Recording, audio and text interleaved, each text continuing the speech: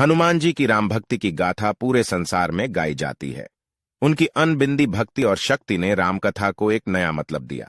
लक्ष्मण जी भी एक महान भक्त थे, जिनके बिना श्री राम कथा अधूरी होती। एक बार अगस्त्य मुनि अयोध्या आए और राम कथा में लक्ष्मण जी की भक्ति का महत्व बताया। उन्होंने बताया कि बिना लक्ष्मण जी की कथा के राम कथा पूरी नहीं है।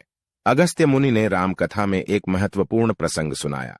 वह कहते हैं कि मेघनाद लंका के राजा रावण के बाद शक्तिशाली योद्धा थे। उन्होंने अंतरिक्ष में स्थित होकर इंद्र से युद्ध किया और बांधकर लंका ले आया था। अगस्त्य मुनि का कहना है कि इंद्रजीत की वीरता का महत्व सभी योद्धाओं से ऊपर था, क्योंकि उन्होंने 14 वर्षों तक न सोया, किसी स्त्री का मुख नहीं देखा और 14 साल तक भोजन नहीं किया था। प्रभु श्री राम ने यह सभी बातें सुनकर हैरान होते हैं, लेकिन वे खुश होते हैं कि उनके भाई लक्ष्मण की वीरता की प्रशंसा हो रही है। उनके मन में जिज्ञासा उत्पन्न होती है कि ऐसा क्यों कहा जा रहा है कि इंद्रजीत का वध रावण से भी मुश्किल था। अगस्त्य मुनि ने उन्हें बताया कि इंद्रजीत का वध उसी दिन हो सकता था जब कोई व्यक्ति 14 वर्ष तक न सोए हो, स्त्री का मुख न देखा हो और 14 साल तक भोजन नहीं किया हो। प्रभु श्री राम बताते हैं कि वे और माता सीता तीनों 14 वर्ष तक एक कुटिया में रहे और उन्होंने अपने भाई लक्ष्मण के हिस्से का फल फूल दिया।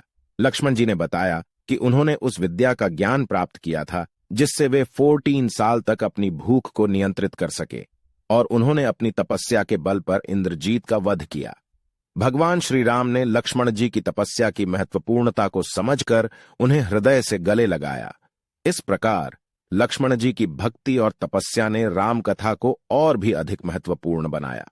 इस कथा से हमें यह सीखने को मिलता है कि भक्ति, तपस्या और सेवा की महत्वपूर्णता क्या है। लक्ष्मण जी की तपस्या ने उनके भाई के चरणों की प्रशंसा में एक नया दृष्टिकोण दिया और हमें यह बताया कि वे कैसे अपने कर्तव्य का पालन करते थे, चाहे वो जीवन के किसी भी परिस्थिति में हो।